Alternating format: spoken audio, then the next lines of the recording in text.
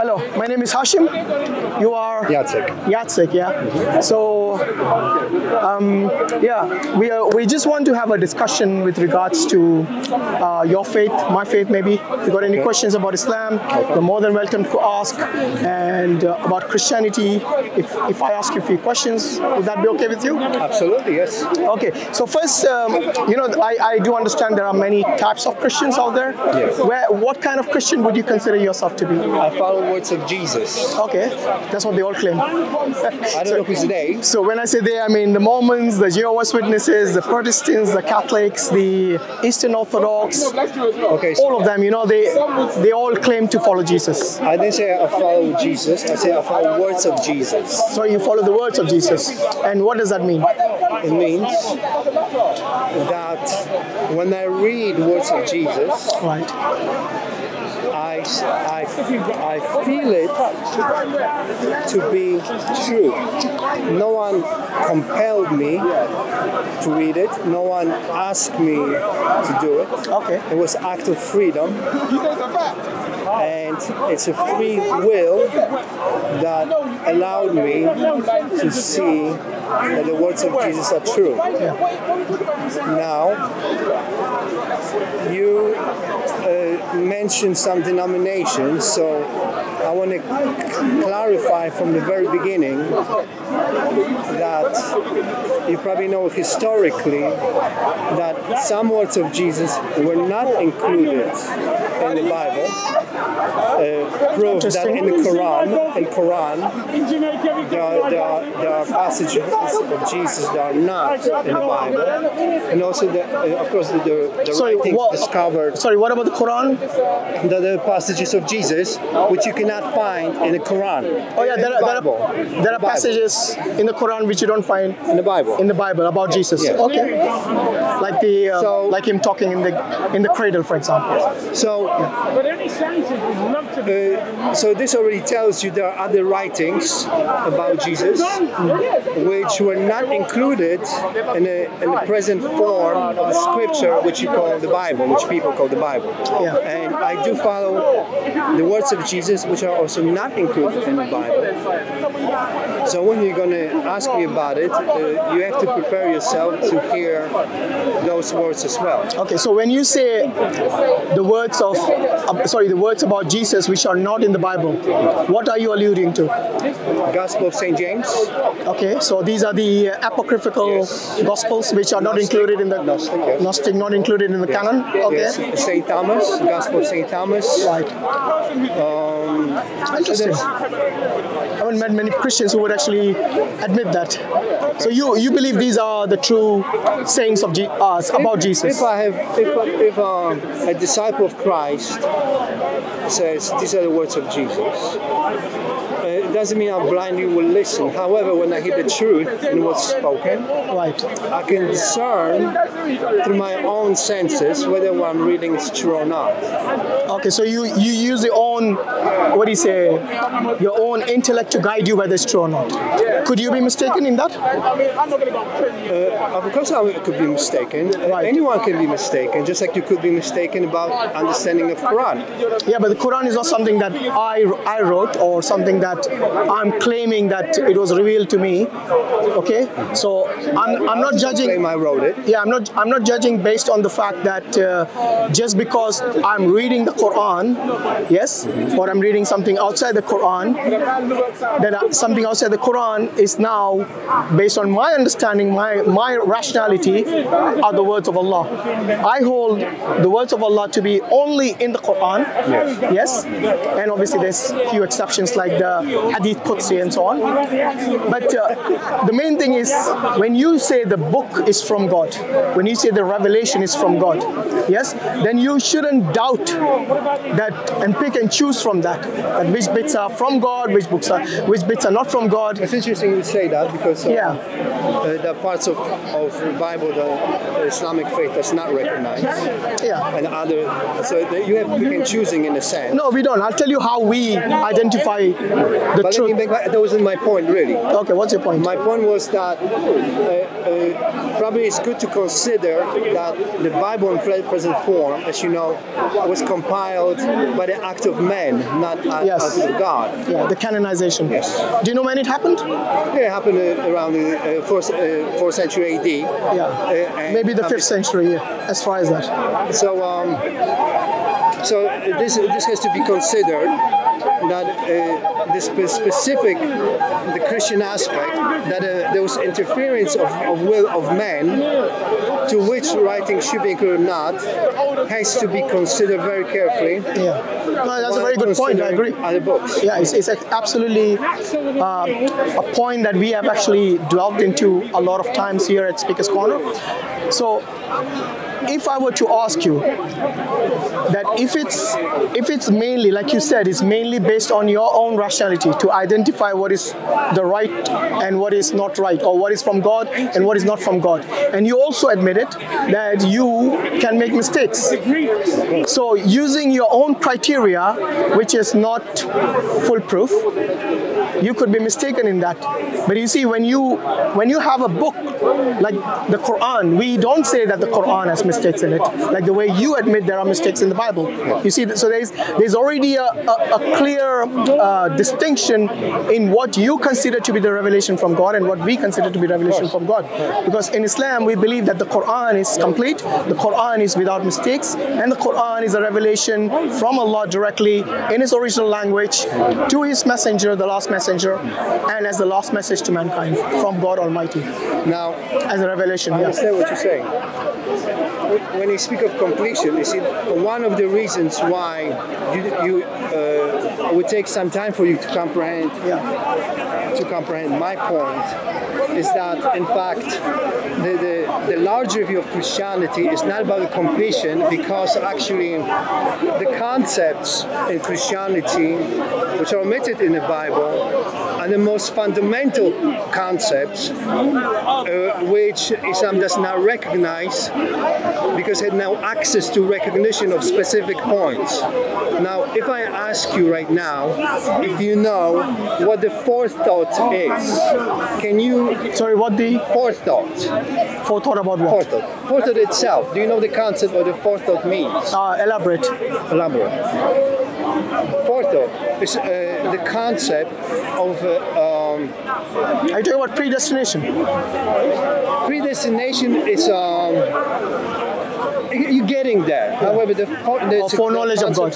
Foreknowledge of God. Is that what you're talking about? Yes. Yeah. But you know, you said something fundamental, knowledge or fundamental.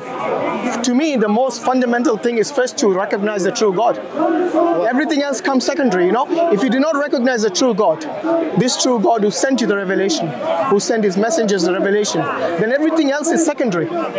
You see? So I would start with that premise rather than going to qadar or predestination or something like that, which comes later on. You need to first identify who the true God is. When you speak like this, you just showed me actually that you're acting out of what you can call an afterthought, meaning you recognize what's in front of you, and then you make a choice whether you want to believe it. Sorry, is this some people are demonstrating? When you want to believe it or not. So there's a fixed book in front of you, and you made... Is it okay we go somewhere quieter, yeah? Sorry.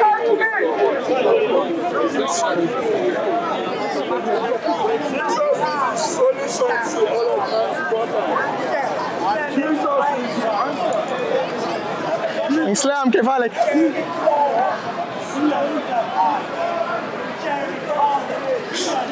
Sorry about that. This is Speaker's Corner, you know, anything can happen here. So we find distraction. I mean, distraction finds us normally.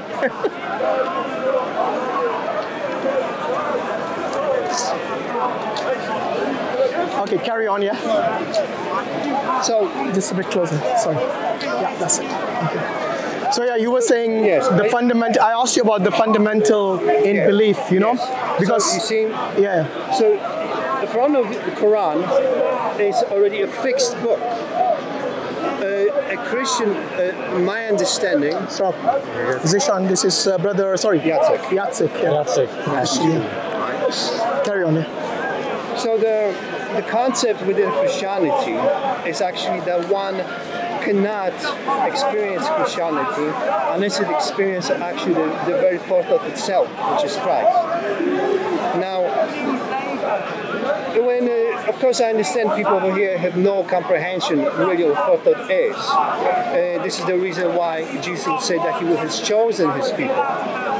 And like in Islam, anyone can become a Muslim.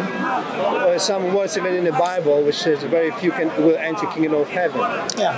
And you see, Christ has chosen his people, and that happened through an act of forethought because it's an entity. But Christ didn't choose the people. Christ said that my Father has given them to me. So he didn't choose. It was the Father's forethought or Father's what do you say? Predestined. Well, yes. They predestined them. Is that what you're trying to say? Yes, so it wasn't Christ. Yes. Christ, while he came to earth for the people who live in let's say in the presence.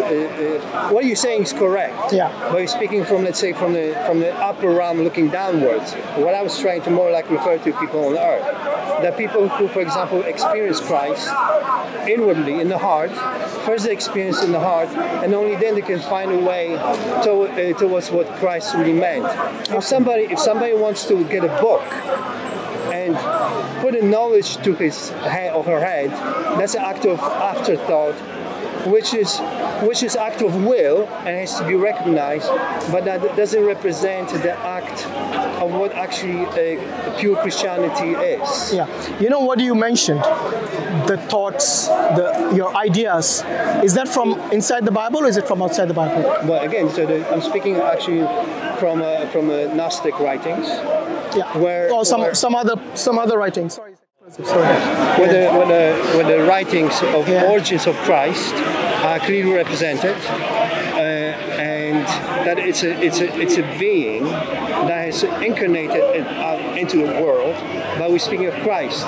Now, the mystery of the incarnation of Christ into a man's body, I understand fully that in Islam, I'm aware that Islam doesn't recognize an immaculate conception, that it was the divine. Sorry, they do or they don't? Islam, they do. Yeah, of course. Right? Yeah. So you do recognize this divine act. Yeah.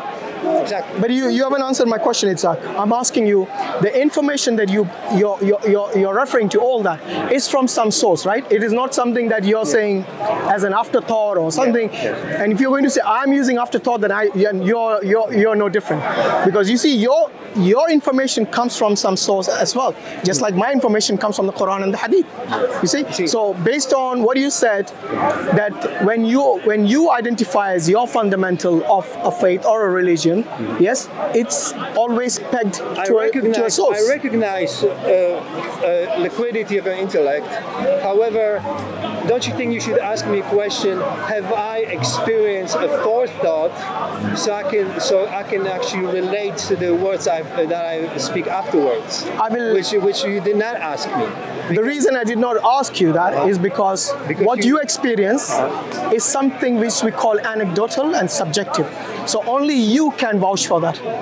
What I prefer, if you hear me out, what I prefer is the objective truth, which everyone can see and they can measure and they can observe. Yes, be it in a book, be it in a revelation, or be it in some other hadiths like the narration of the prophets, the sayings of the prophets, like in your case, the Gnostic sources. Yes. What do you experience? Say, for example, today some Hindu comes and tells me, I saw Shiva in my dream. Yes? And from that moment on, my life changed. Would that actually mean for you to go and change your religion now to Hinduism? That's not the same, because you see, again, that's why I understand that the concept of forethought is very hard to understand. If the Hindu already by nature would recognize Shiva anyway. Yeah. Let's say there would be a man living in India whose heart was completely open to being of Shiva, And Shiva would actually recognize the openness of the heart of that man, because the forethought would, in a sense, direct that particular man to experience Shiva, and Shiva would appear to him. That's the concept of forethought I'm talking about. So it's not about the parameter. I think you have to define forethought, because I'm finding it hard to understand. It's not easy subject. No, it's not that easy. I'm trying to understand what do you mean by forethought. So can you define it, please? Forethought is that knowledge, you may say, which is a living knowledge which is already within oneself. Then it finds itself through confirmation, and not only in this world but also in the spiritual world, simultaneously. And therefore, there's a spiritual understanding that takes place, which one becomes spiritually active. So you're saying it's some form of a knowledge that you're born with, or you acquire later on? Born with, again, born with, it depends on what you mean by born. I mean, since birth? Perhaps there's some people have potential for This is something maybe what we might call fitra. Yeah, the natural disposition. So we in Islam, we have this, I don't know if you've heard of the concept of fitra. It's something that every person is born with. So it's a natural disposition. So say, for example, when you committed your first crime or your first sin, yes, before that, you in your heart must have realized that what I'm going to do is wrong. Automatically, you know, even though you might not have done it before, but you know that this, you might have heard maybe, that this is wrong. Say, for example, stealing. Yes, so maybe when you stole your first cookie, yes, from maybe what your mom must be hiding, you know, from you, you must have realized that is something you're doing wrong. So this is the very basic understanding. Even scientifically, this is more Justin Barrett. This is not what I'm talking about. You're talking about more about what you may say a moral structure of a soul. So more like a moral compass. Yes. But this is what I'm not talking about. But are you born with that? Do you believe every person is born with that, the moral compass? Because if I speak to an atheist and an agnostic, their morals might differ completely to that of a religious person. Well, the moral compass has its own limitations. Okay. And therefore, it cannot represent the concept of forethought in any sense. Yeah. Okay. Sorry, you were saying something about the scientists acknowledging this natural disposition.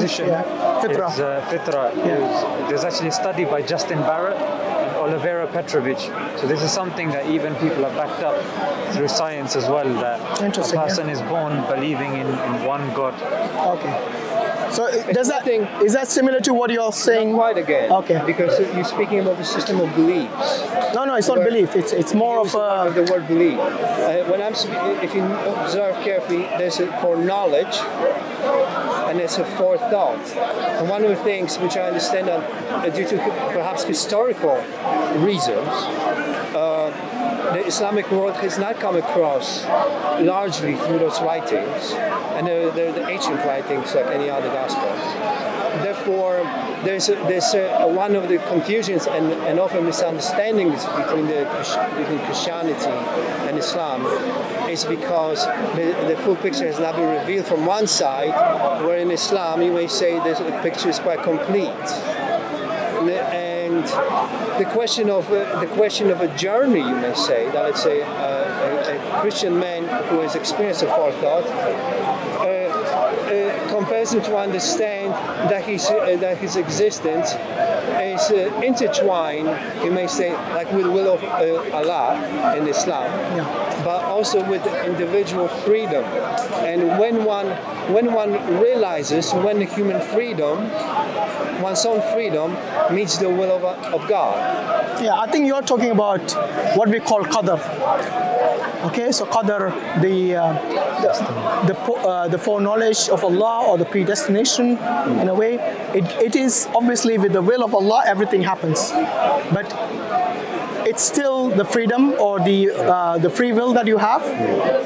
Yes, so it is always within the framework of Allah's will. It cannot happen outside that. So Allah allows you to do something. Yes.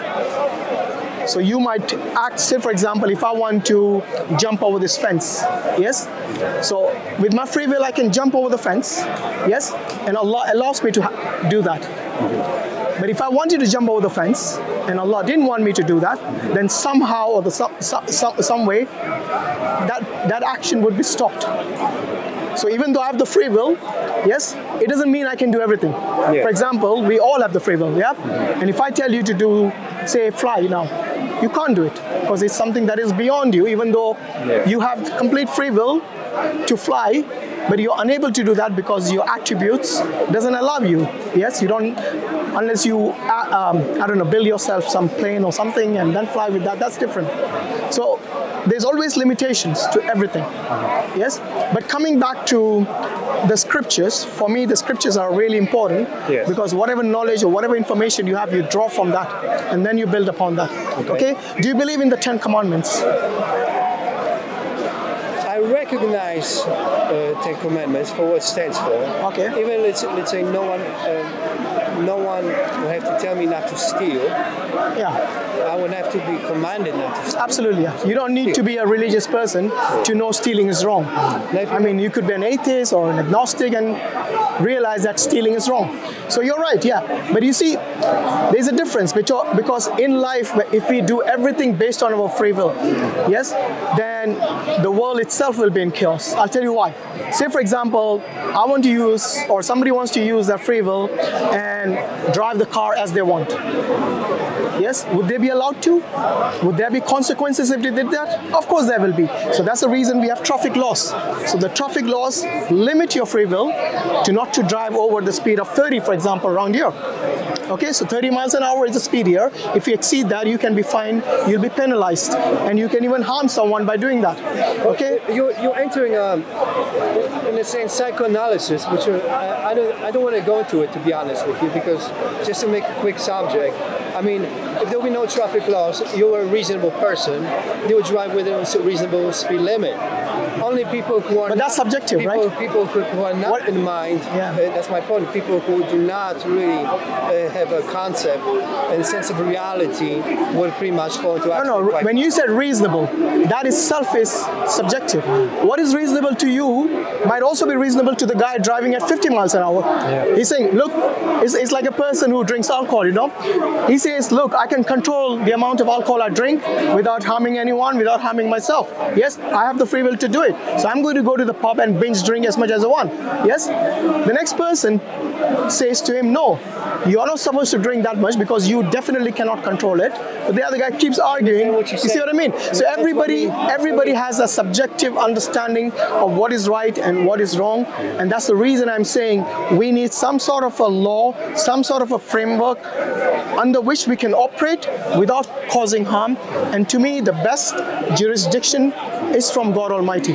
So when, for example, Allah in the Quran says, do not even go near zina. Zina is fornication.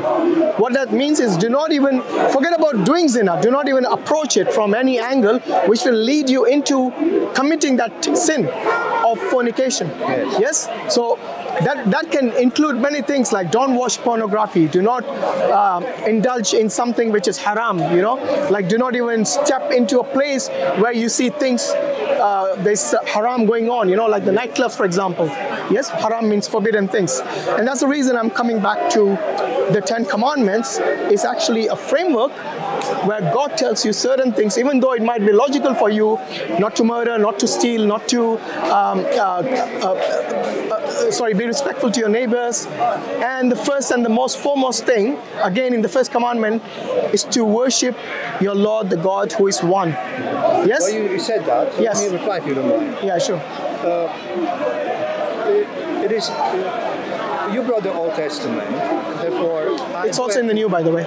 Jesus repeated the Shema in Mark 12:29. Yeah, please, go ahead. In Old Testament, I said that before, I have not yet received a proper recognition about the words in Old Testament. Book of Isaiah 36 verses 6, when there's a concept, actually a Jewish man here did recognize it, he acknowledged that there's a duality and singularity, which the passage of I, the Lord, the King of Israel, and his Redeemer, the Lord of hosts, are the first and the last. There's no God besides me. when you hear those words, and it's you who brought the Old Testament, you can see there's a duality. There's an entity, the King of Israel, and there is another entity, the Redeemer, the Lord of Hosts.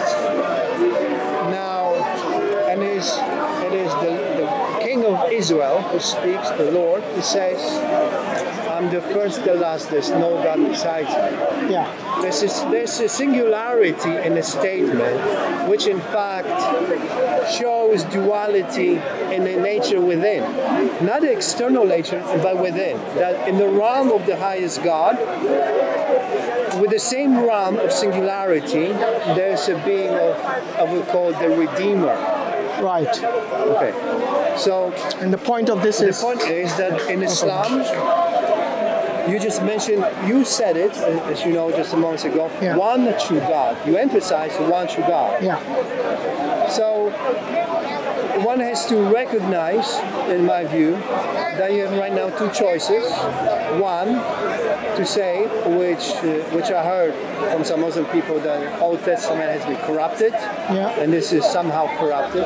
Or two, one has to recognize these words to be true. And in fact, there's a Redeemer standing next to the God Most High as a singular entity. As a singular entity. Yes. Okay, so if I understood you correctly, you're talking about the Father and the Son. I didn't say that. I know you didn't, but is that what you were talking about? No, you're implying it. I'm asking you. No, I didn't say that. Okay, I'm asking you the question. You're not going to answer the question. No, what I'm saying, that's not what I'm saying. Okay, so you're not referring to the Father and the Son. No. Okay, so in the Bible, can you tell me which passage you're referring to? Isaiah 36 verses 6. Okay, and whom is it talking about? There's an pronouncement of God the Most High. Whom is it talking about? Yeah, the Lord, the King of Israel. God the Father. Yes. Okay, so you were talking about the Father. Yeah. Carry on. And who is the other entity? The Redeemer. Yes. And who is that? The Lord of Hosts. Yeah. Who is that? I'm asking. Who is that? Obviously, we're speaking about spiritual beings. We're not speaking. This is not a puppet theater that the Lord. I didn't say it was. I'm just asking you. It's an entity. Yeah. Who is called the Lord of Hosts. Yeah. Which means that to be Lord of Hosts, meaning He is the one from whom the hosts of the spiritual world and universe derive from. Now, who is that? The Lord of Hosts. Yes. Yes. Well, you see, Christians, yes, believe. Well, you know very well, because I understand that you're acquainted with the Bible. When the world was created, the beginning of the book of John. Yeah. Carry on. I'm listening. Yeah. Carry on. That before the world was created, there was a Word, and the Word was God, and the Word was with God. So in a Christian understanding, and everything was created through it, and nothing was created without it. Who is the Lord of Hosts, according to you? Redeemer. Yeah, who is that? Well, as you know, Christians, and including myself, we recognize Christ, the being of Christ. So that is, the Lord of Hosts is a Christ. He is the Redeemer, yes. So you were talking about the Father and Son? No. Yes, you just said it. It's, my friend, you said the Lord of Hosts is Christ, and you said what you mentioned in Isaiah is the Father. I spoke of Old Testament. Yes. And in Old Testament, I spoke to you about two entities in one. No, it doesn't say in one. You brought that up. Where in the Old Testament does it say these two entities are one? Well, God Himself says that. No, God says He's one. He doesn't say there are two entities which are one. No, He says these words. So let me give me the passage so I can look it up. The passage again goes like this. Which passage is this? Isaiah 36 verses 6. Okay. I, the Lord, the King of Israel, and His Redeemer, the Lord of Hosts, are the first and the last. There's no God besides me. It doesn't say that in 36:6, unless you're talking about something. Translations which I know. Which translation do you? I'm not looking into that. No. Which translation do you use so I can bring that up? Going for King James, I guess. You prefer King James? Yeah, that's what happens. No, if it's acceptable for you, I'll bring that up. So, Isaiah 36:6, King James, no problem.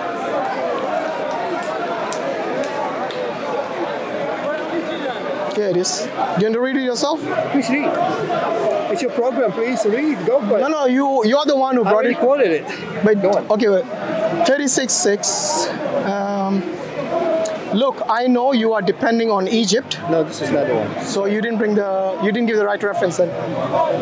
Verses 6, I said. Yeah, that's the one I was reading. No, you were reading 4. No, I was reading 6. This is the book of Isaiah. Yeah. It's a King James as well.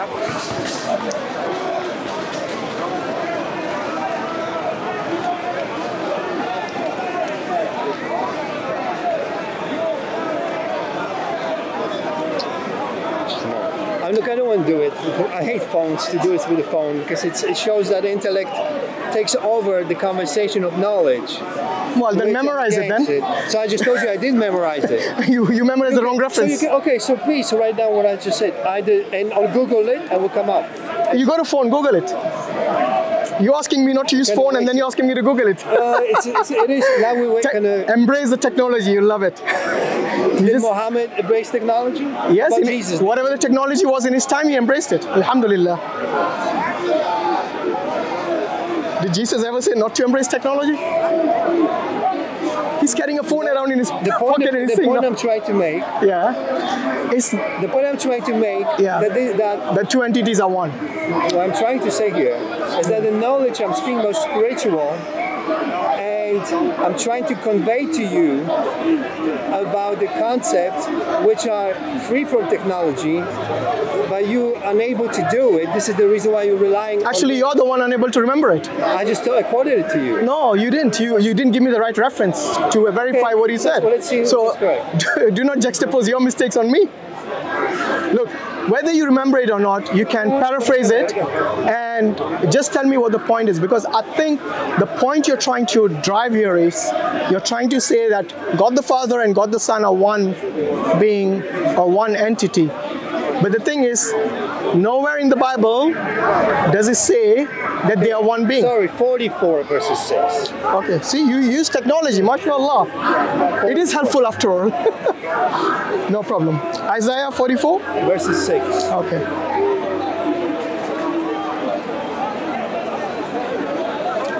So one shall say, I am the Lord's, and another shall call himself by the name of Jacob. Oh, sorry, 6.